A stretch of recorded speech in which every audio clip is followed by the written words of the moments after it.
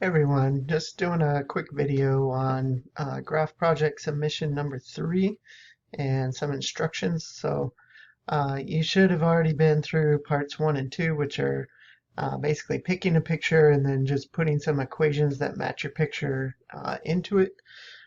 Today, what we're going to talk about are the things that you need for submission number 3. So this is kind of your next to last submission before you're completely done. So there's going to be a few different things you want to try to start organizing around. The first is the 5 different types of equations, right? So you need at least 2 equations of 5 different types. This will give you kind of half credit on that rubric of different types that you're looking at. You can, of course, include more, right, if you want a better score, but at least 2, right, of 5 different types is what we're looking at. Any less than that, and that category should be scored a 0. So this is kind of a minimum threshold for this one. These you're going to copy it into a folder, so we'll go through that in a minute. And these are the different types, right? So quadratic, polynomial lines, rational functions, exponential logs, all your conics, which are ellipse, hyperbolas, circles. Those are all different categories, right? So you can include any of those. So there's lots more types, right, other than 5. If you want to include 6 or 7, right, that's kind of above and beyond. And again, that would give you a better score on that rubric. Folder organization, we'll talk about that. And then changing colors of your equation to be appropriate. And that video you should see here instead of coming soon. So let's go through first off just the different types. So what we're looking at kind of at the end, right, is something like this, where this would be an end result, and then I'll go through kind of as you're working through what it might look like. So at the end, we want kind of all our different folders with various pieces of the equations, right, labeled. So right here I have my left arm. Right, I'll go ahead and hide the background so you can see it a little better. So this is the left arm, right? This is the shirt, right arm. So there's all the equations associated in the specific folders. But then I also have this different types folder down here. So if I click on that, then I can see, all right, all these purple lines, right, are somewhat obvious around here. And if I drop that down, I should be able to see I have 2 line equations, right, 2 power functions, 2 quadratic or polynomials, right? You could, if they're quadratic, you can just call them quadratic. If they're bigger polynomials, you can call them polynomial. Rational functions, I have 2 there. And then conics, there's 2 of them there. So again, conics you can separate if you like into ellipses, circles, things like that. So these would, since I'm doing these would probably be ellipses. I could change that if I wanted and say those are ellipses to be more specific. And then if I wanted hyperbolas, or I could have that as a separate category and keep going with some of those. So each of these, if I click right off of them, I should be able to see, oh, that was this one. I made them kind of purple and bigger just so they would be easily recognizable, right, for anybody grading. And you can tell, right, okay, that was that eyebrow, that was that kind of wrinkle in the head that I'm putting in. So that's what we're looking for when it says a folder with different types. It's just labeled different types. And then you have these text lines spaced throughout with the different pieces underneath, right? So these are couple lines that I had, right, for those. And these can come from anywhere. So basically I just copied and pasted those from another place. So this is what I mean by folder organization, right, as you're just starting to organize things into different folders. And then you'll probably also want to include a shading folder, even if you don't have any shading pieces yet. Just include a folder for that, even if it's empty. And then colors, if you're needing to define some colors that aren't there, this would have your color definitions. And we already talked about that in a separate video, but these are all my hair, shirt, skin, right, white for the teeth, ear for this inside ear color that's right there. So those are all the colors that I needed to define. Desmos did have a red, but it wasn't quite the right red that I wanted for the shirt, so I defined my own red. The other pieces, right, we'll go through over here. So how this might look like while you're kind of in the middle of getting everything done. So this is the one I'm working on for Hobbs. Is I have a couple folders, right? So I have shading already here. This is my nose shaded. I'm going to copy all those probably into the shading folder a little bit later, but that was just while I was working on the nose by itself. I have a whole bunch of other equations here of work that I'm doing. So these are some conic equations and for various either ellipses or hyperbolas, and some sliders that go with those, right? Some exponentials, logs, right? More sliders, stuff like that. So it's okay to have some of that work still there, just as long as that's not like all of your main work. So down here now I have my folders. So these are equations that are done, right, for the chin and mouth. These are equations that are done for the left body, right? There's not very many yet. Need some more. Right hand, right arm has a few more, right? Quite a bit in the right arm that's right there.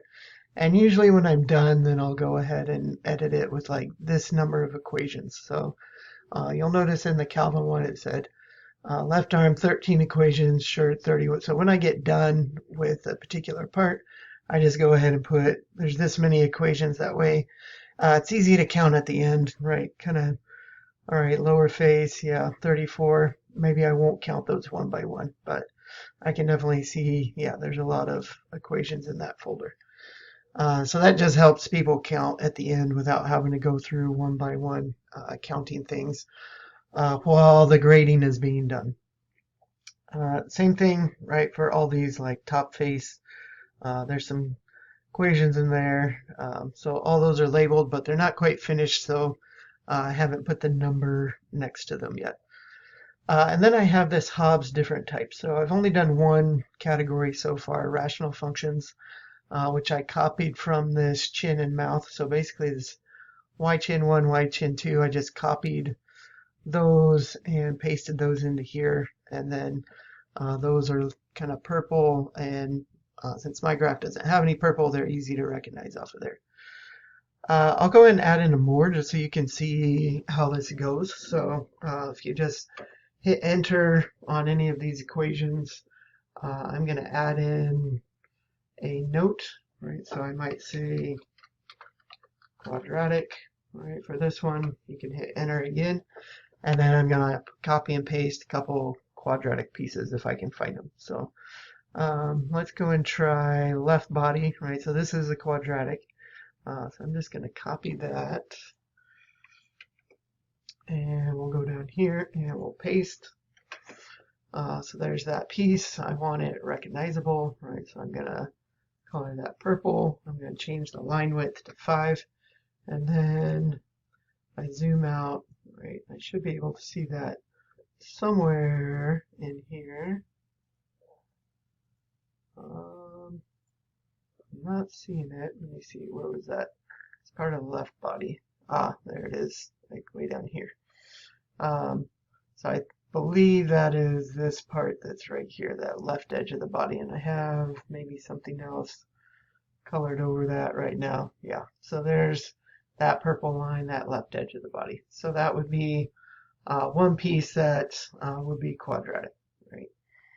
If I want to find some other pieces, right, maybe there's some in the right hand. That's not quadratic, but that would be polynomial, right? So you can just go through, right, looking at the different equations you have. All right, I'll copy that.